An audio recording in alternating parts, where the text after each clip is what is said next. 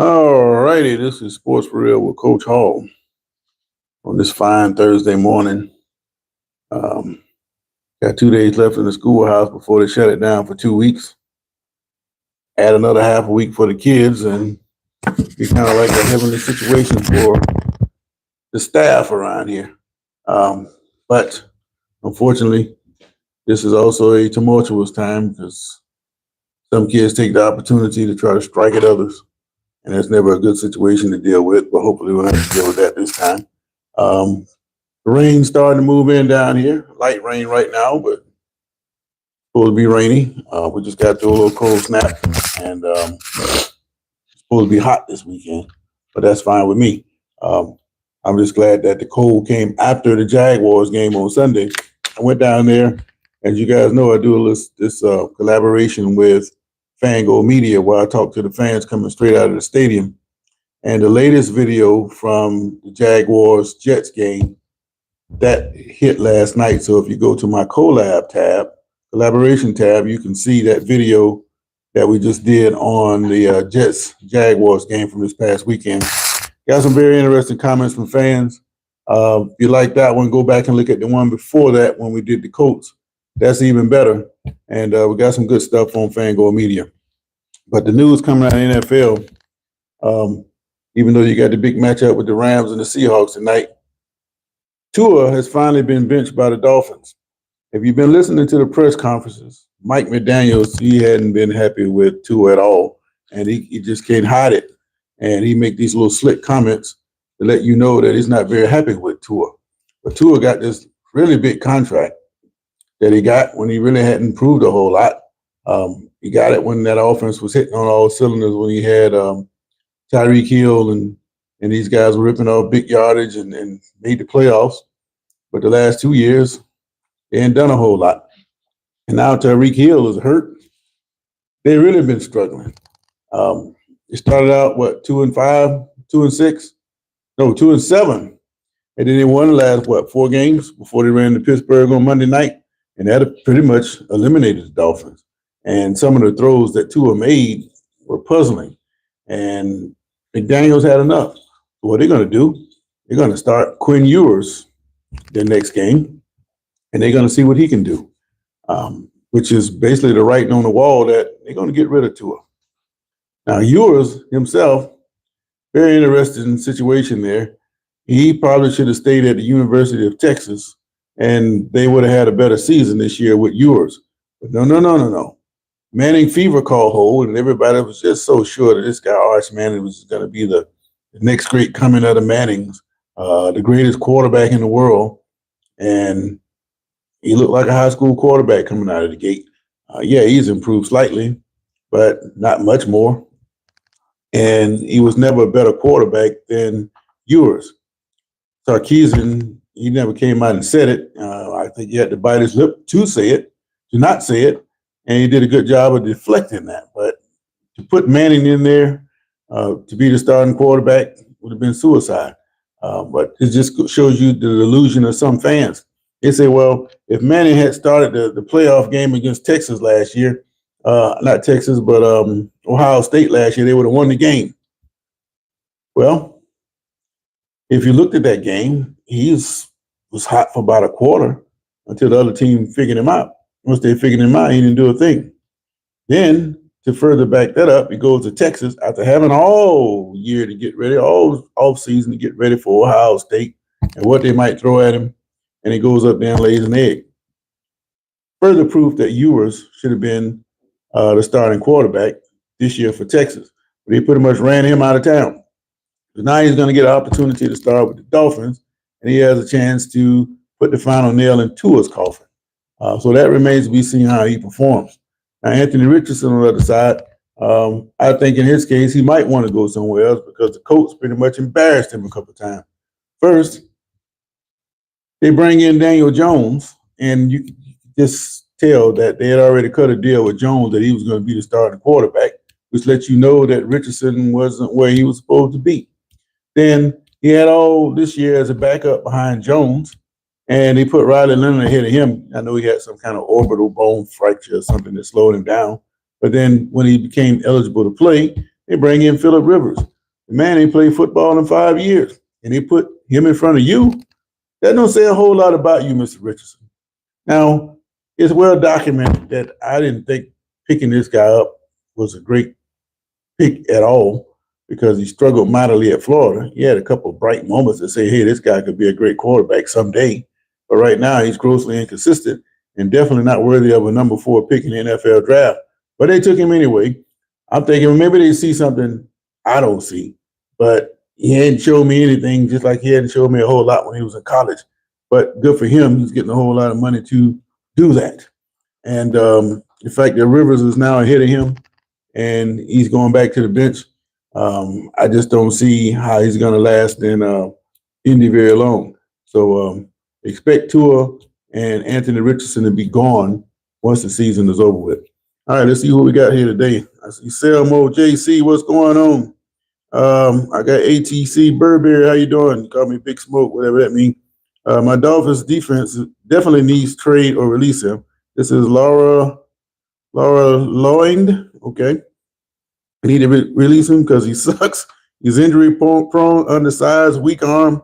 We should have taken Herbert. Well, in hindsight, you could take anybody that's doing some kind of damage in the league, but it's still early.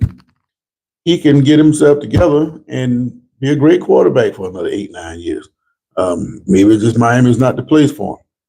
But some of the passes he was throwing against those Steelers, I just don't see how the Dolphins cannot explore the option of trying to get rid of him. And Shays says the Dog fans. Okay. All right. Elvis said Elvicus Freeman says hello. So it'll be interesting to see what the Dolphins do. But, you know, the big contract is the big problem with Tua because he just signed it last year. And it's going to run into the same kind of problems getting rid of him as the Browns are with Deshaun Watson, which is why I've been saying all along that at some point Deshaun Watson was going to get activated and start a game. Everything that I predicted about the Browns this year pretty much come true. Only thing left is Deshaun Watson getting activated and starting the game. Now, they had named Sanders the starter the rest of the year, but he played so horrible the other day against the Bears. Maybe they're rethinking that decision. And Stefanski's got to be thinking, man, look here, man. Eli has to know he's going to get fired at the end of the year by now. With all the circus atmosphere that's been taking place, he'd probably be glad to get the hell out of Cleveland. But he's going to try to go out better than what he's been doing the last couple of weeks. And hopefully, if he get a victory or two in the last 3, then he can parlay that into another job. So he'll be okay. Robert Plummer says the Dolphins realized they were in Steelers Nation. Well, Plummer, you sound like you got a little class. I'm a Steeler, and I try to tell people, look, we can't win the Super Bowl every year. We know we're the best, but if we win every year, people will stop watching.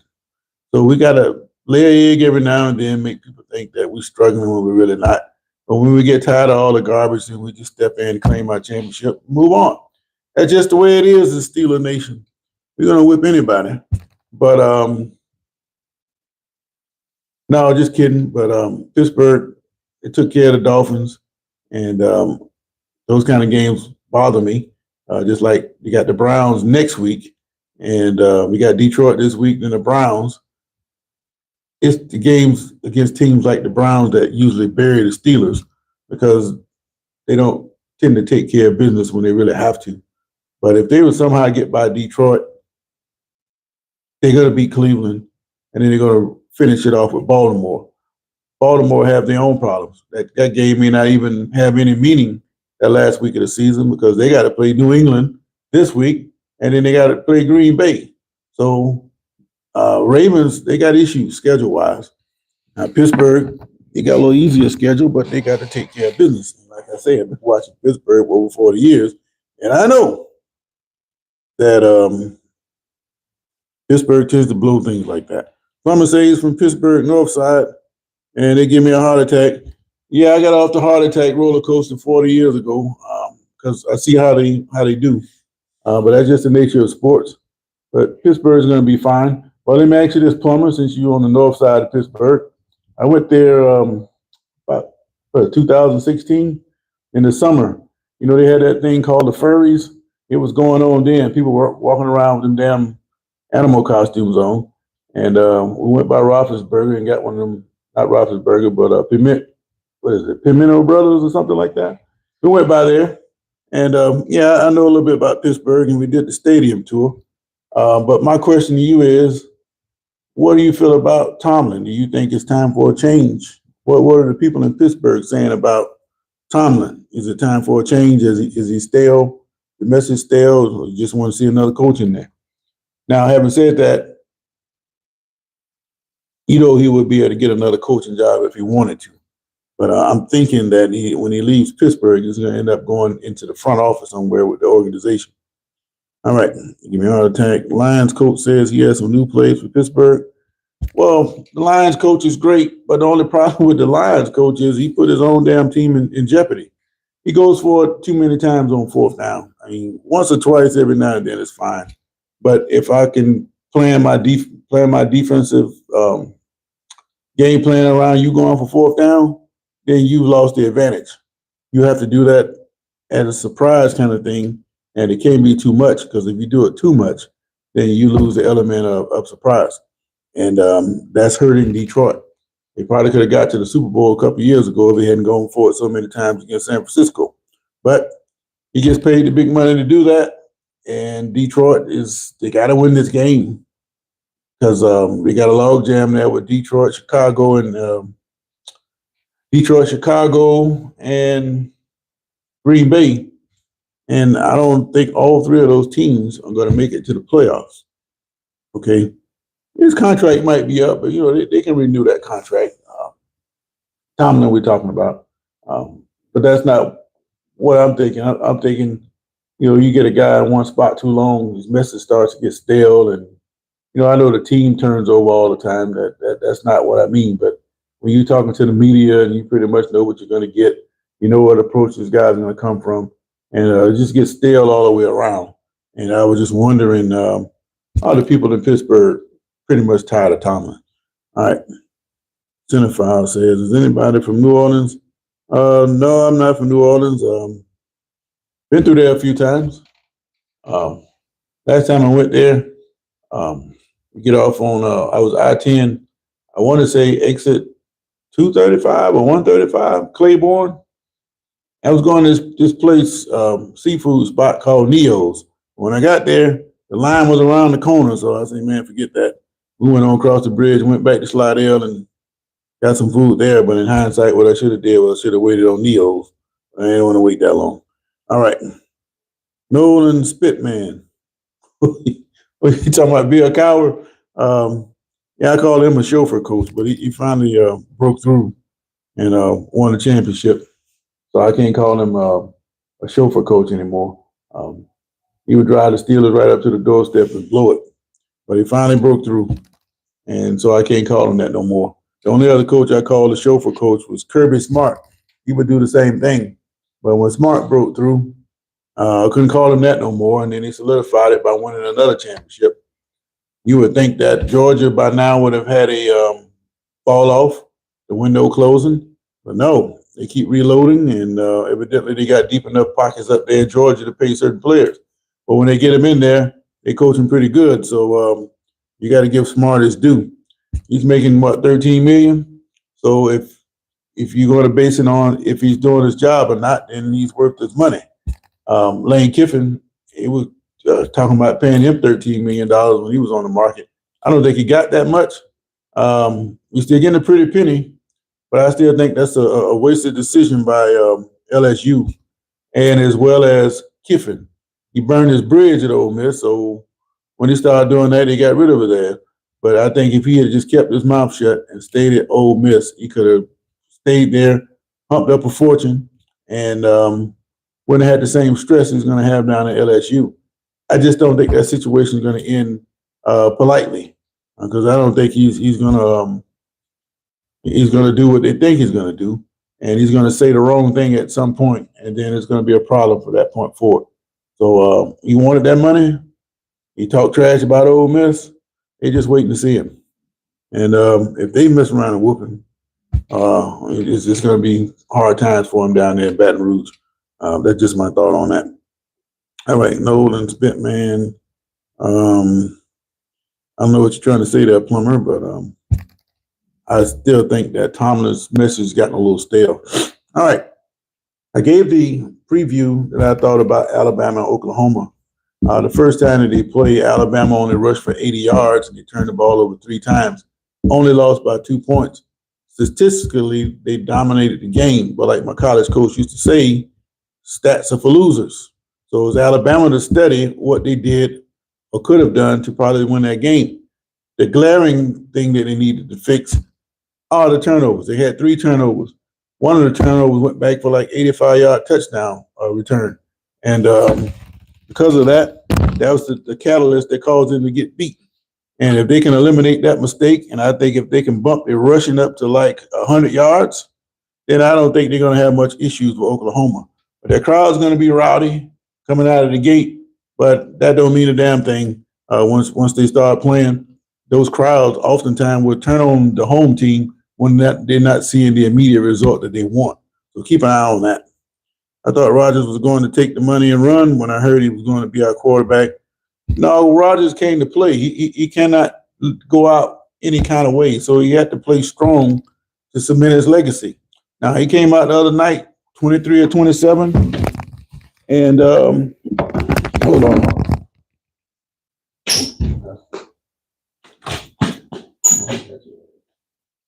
Give him a break this time. He came out 23 or 27 and no interceptions, and he had a couple hundred yards. If he plays like that, and we can get Gainwell to keep running the football with some support from Warren, man, Pittsburgh is a dangerous team. And the defense is still not that great. And now you don't have TJ Watt. So I don't know what they're going to do defensively. But if the offense can hold that ball and keep that defense on the sideline, Pittsburgh is a dangerous football team, just like I said all along. Just like I know you guys laugh at Phillip Rivers, but they got a running back with Jonathan Taylor. And you know they're going to run play action pass if you're having trouble with that run.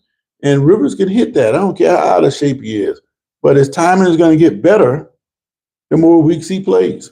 Now, he missed a couple of throws against the Seahawks that he should have hit, and that ended up costing him the game. But no critical mistakes like what you would have had from a Riley Leonard or an Anthony Richardson or hell, even Daniel Jones. So the longer this guy plays, the better he's going to get. And the Colts, they're in a position to make things real interesting in the AFC South. They play both Jacksonville and Houston on successive weeks, and they're going to determine who wins the division. Yeah, but Rodgers is going to be fine. And but I think Pittsburgh is in a good shape there, and the AFC is wide open. They've already beaten New England. They can beat Houston. It's not a team in the AFC Pittsburgh can't beat. And the Broncos, they're too iffy on offense. And the Jaguars play the Broncos this week, so we get an idea about what we could see in the playoffs with that matchup. But I think Jaguars may not win the division, but I think they're still going to get into the playoffs. So they'll be interested. Lions coach, okay, I already read that. All right. So I asked a question. Do you think the Dolphins will unload Tua? Most of you, 2-1 says yes, they're going to unload Tua. I think so. And I should have asked a question about Richardson. I think they're going to unload him too. But the question is, where will they go? And how much of that big contract are they going to absorb to bring him in? That is the big question. Now, I started off about the college, Alabama, Oklahoma. I think Alabama, if they reduce the turnovers and run the ball a little bit more, they should have no problem with Oklahoma. On the other game that starts at noon on Saturday, you got Miami going to Texas A&M. Now, I saw this matchup 3 years ago. They had a home-and-home series. A&M won the first game.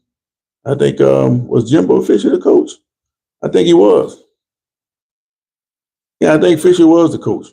And then they went to Miami and they lost in the shootout by like 2 touchdowns.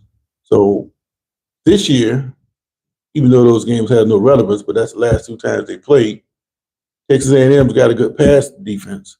And Miami's got good receivers. That guy, I forget his name, Anthony or Antonio, or I can't think of his name right now, but he's a good receiver coming out of the slot. And I think what the A&M is going to try to do is take him away. But I don't think that's the key to this matchup.